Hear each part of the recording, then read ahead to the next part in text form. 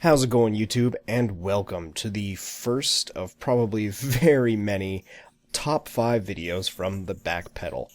It's just Tanner here today, but there'll probably be a few guests in the future. But today we're going to be talking about a subject that was brought up on Facebook with my friends the other day, and that is, what is the worst design or concept in Pokemon?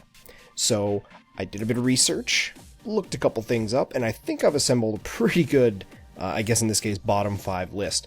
However, there is going to be a little asterisk next to this because a lot of Pokemon were left out for various reasons. I'm just going to cover that real quick. First off, any Pokemon whose existence in the game is used for a game mechanic or to explain something in the game has been left out. This does not include Pokemon that are part of the story, okay? This just includes stuff like Voltorb, who probably would have topped this list if it wasn't for the fact that he was a scare mechanic, you know? Don't pick up items, they might shock you.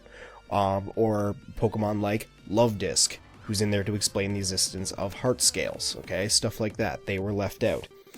Pokemon as well that are traditionally part of the Pokemon formula have also been left out. So that goes for all regional rodents, regional bugs, and regional birds. So in Gen 1, the regional rodent was Rattata, regional bird was Pidgey and Spearow, and the regional bug was Caterpie and Weedle. You know, so any of those along the lines have been left out. So no Fletchling.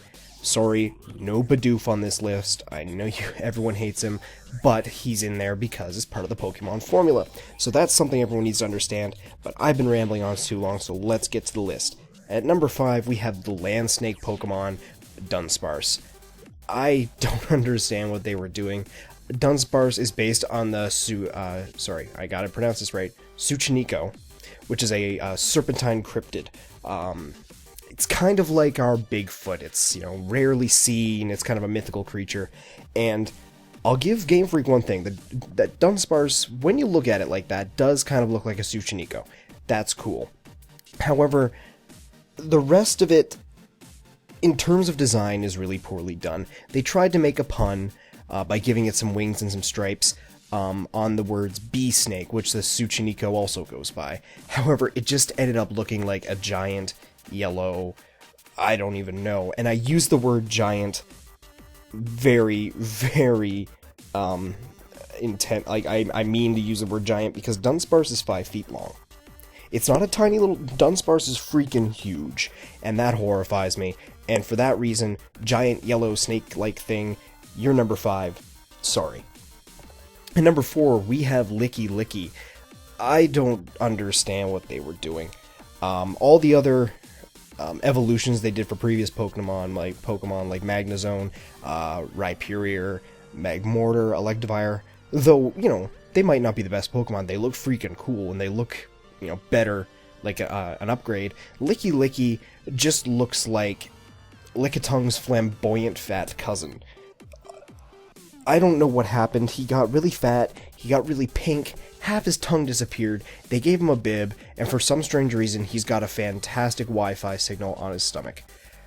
I don't know what they did. They should have left Lickitung alone, but for that reason, Licky, you're number 4. Sorry. At number 3, we actually have a Gen 1 Pokemon. Well, 2, surprising. We have Grimer and we have Muck. Grimer and Muck's names are just Grime and Muck, and they are simply giant piles of sludge. That's what they are. I'm putting the pair of them on because, in my opinion, Grimer and Muck are technically the same Pokemon. Grimer is 2'11", and Muck is 3'11", and they don't change weight. So all that happens is Grimer fixes his posture, and he evolves. Not too much thought was put into Grimer and Muck, and considering 150 Pokemon of the original 250 were chosen to be in the first generation games, and they chose Grimer and Muck to go in there, really, I don't quite understand it. It's overly simple. It's really just a pile of sludge. I don't get it. I'm sorry, Grimer and Muck. You're number 3. At number 2, we have one of the newer Pokemon. This Pokemon being on this list should be no surprise to anyone. This is Clink. Clink in itself, its name is an onomatopoeia. It's the sound of you banging metal together. Whoop-de-dingle-doo. It's two gears. It's two gears with blue clown noses that are just surprised. They look permanently surprised. And the fact that it evolves into a Pokemon named Clang, and then eventually Clink Clang, is completely unforgivable. I don't need to explain this to you guys. Clink, you're number 2. And at number 1, this one's going to surprise one because it's one of those Pokemon people forget about. We have Castform.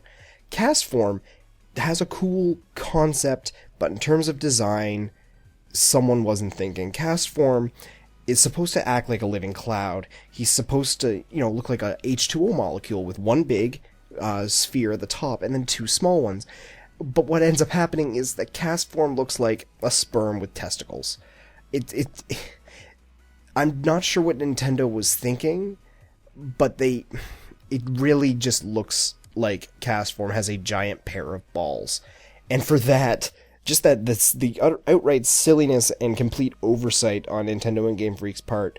I'm sorry, Castform, you have to be the worst designed Pokemon I have ever seen. So that's that, guys.